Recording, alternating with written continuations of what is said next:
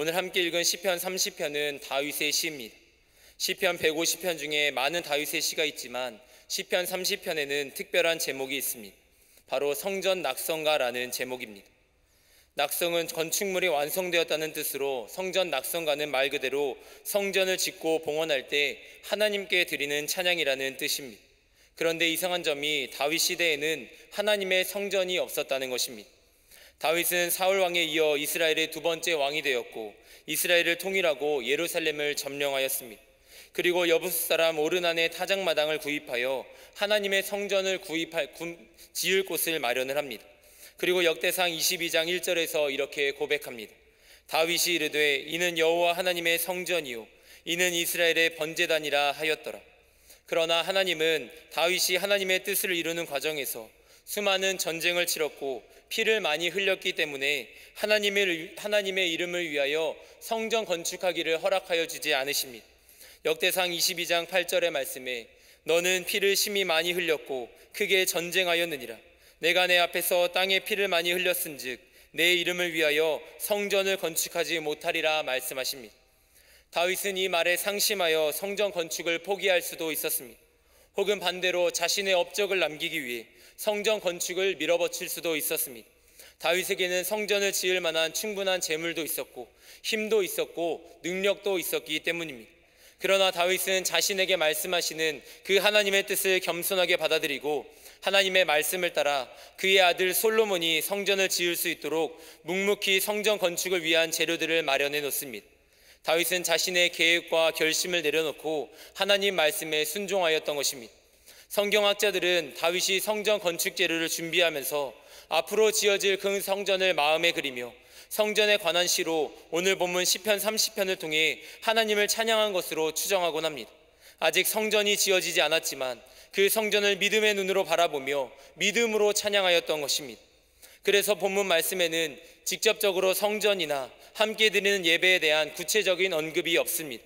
그러나 다윗 개인의 믿음의 고백과 찬양은 이스라엘 공동체 전체에게 이어졌습니다.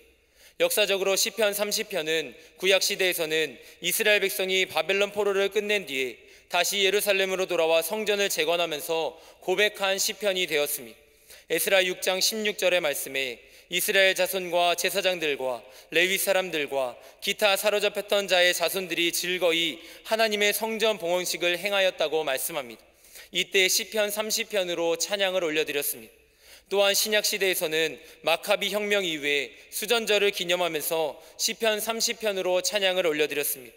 마카비 혁명이란 수리아의 왕인 안티오코스 에피파네스가 성전 번제단 다리에 제우스 신상을 세워 성전을 더럽히자 유다 사람 마카비가 주전 164년에 군사를 일으켜 다시 한번 성전을 회복하고 정결케 한 사건입니다. 당 성전을 다시 회복하며 시편 30편으로 찬양하였고 이후 매년 수전절마다 이 성전에서 이 시편을 낭독하며 하나님께 영광을 올려드렸던 것입니다. 다윗이 본문 4절에서 주의 성도들아 여호와를 찬송하며 그의 거룩함을 기억하며 감사하라 고백했던 이 찬양과 권면이 성전을 회복하였던 이스라엘 모든 백성에게 그 마음이 전해졌을 뿐만 아니라 오늘 우리에게 전해져 하나님을 예배하고 찬양하고 있는 줄로 믿습니다. 이 시간 다윗이 하나님의 거룩한 성전을 꿈꾸며 드린 그 찬양의 고백을 통해 은혜를 함께 나누고 기도의 자목을 얻고자 합니다. 첫째로 찬양할 제목을 생각나게 하십니다. 우리가 성전에 오를 때 찬양할 제목을 생각나게 하십니다. 시편 73편의 아삽의 시를 보면 악인의 형통함을 보고 실족한 시인의 마음이 담겨 있습니다. 시편 73편 16절과 17절의 말씀에 내가 어쩌면 이를 알까 하여 생각한즉 그것이 내게 심한 고통이 되었더니 하나님의 성소에 들어갈 때에야 그들의 종말을 내가 깨달았나이다. 의인의 삶을 살아가는 것이 버겁고 힘들었지만 하나님의 성소에 들어갔을 때에 하나님으로부터 위로받고 다시 믿음을 지키며 살아갈 힘을 얻게 되었다라고 고백합니다. 다윗도 본문 1절부터 3절의 말씀에서 하나님을 높이고 찬양할 이유에 대해 이렇게 고백합니다.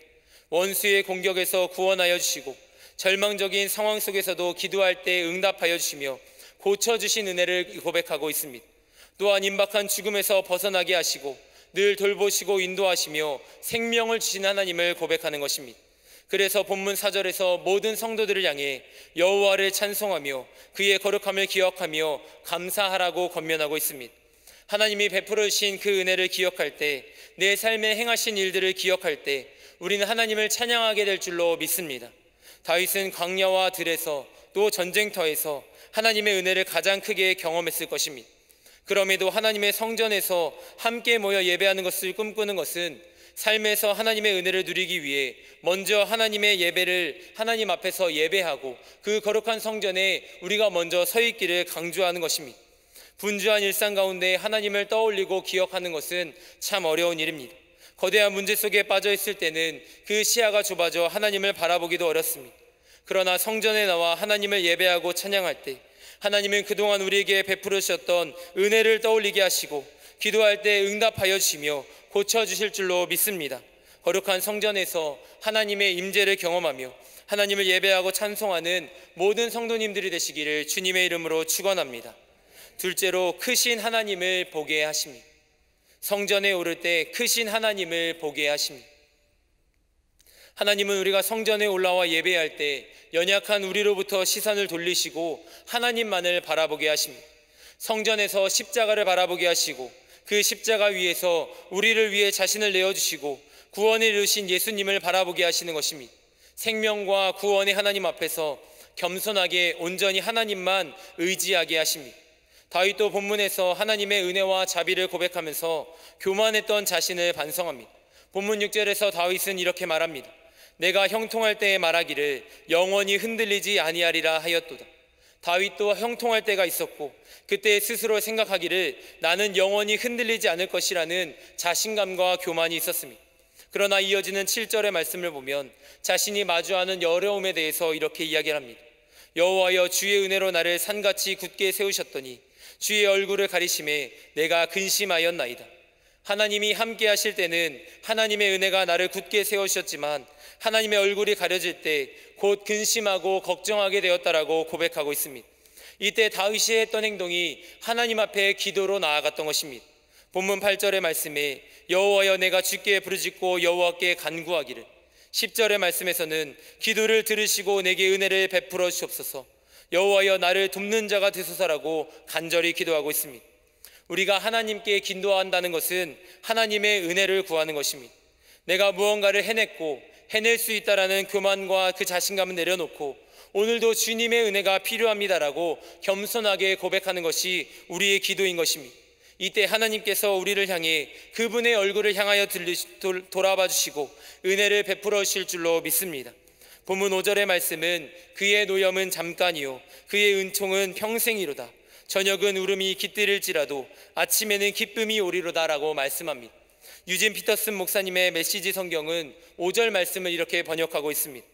평생 변함없는 것은 오직 그분의 사랑뿐이며 밤에 하염없이 울다가도 빛이 있는 낮이 되면 환히 웃게 되리라라고 말씀합니다.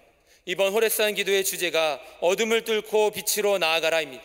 우리의 삶에 잠깐의 어둠이 찾아올지라도 문제보다 크신 하나님, 우리를 도우시는 빛 되신 하나님 앞에 나오면 모든 문제가 해결될 줄로 믿습니다.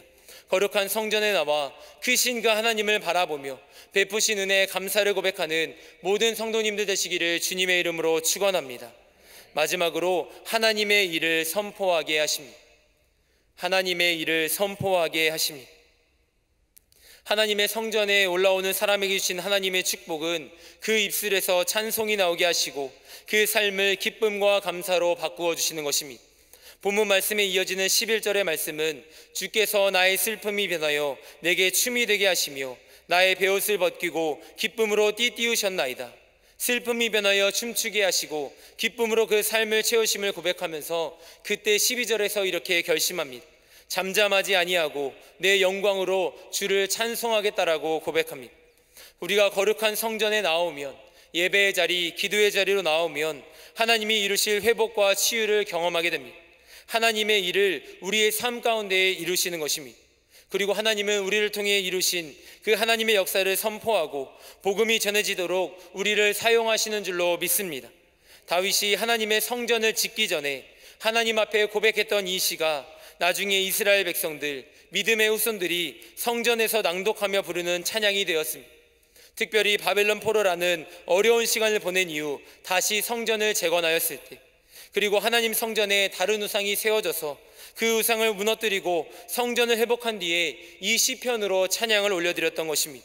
다시 하나님 앞에 모이면서 하나님의 도우심과 인도하심을 고백하면서 이스라엘 가운데 행하신 그 하나님의 일을 고백하고 선포하는 데에 이 시편을 사용하였습니다. 오늘도 우리가 하나님의 성전에 오를 때 하나님의 치유와 회복을 경험하게 될 줄로 믿습니다. 본문 6절의 말씀에 내가 영원히 흔들리지 아니하리라고 자랑했던 교만은 모두 무너지고, 12절의 말씀에 내가 주께 영원히 감사하리다라고 찬양하게 되는 믿음의 회복이 저와 여러분 가운데 있기를 주님의 이름으로 축원합니다.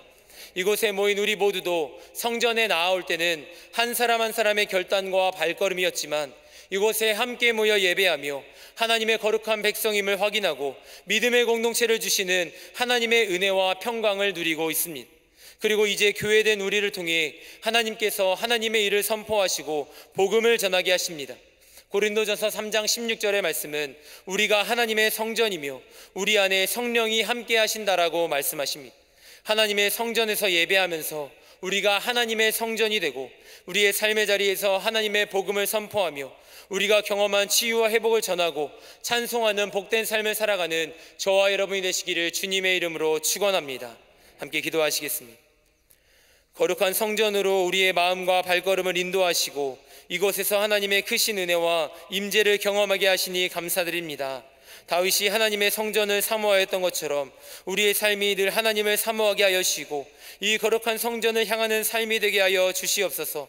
우리의 슬픔이 기쁨 되게 하여 주시고 아픔이 찬송이 되게 하여 주시며 선한 길로 인도해 주심에 감사드립니다. 우리에게 행하신 하나님의 일을 찬양하고 선포하며 복음을 전하는 삶을 살아가도록 인도하여 주시옵소서. 모든 말씀 예수님의 이름으로 기도드립니다. 아멘.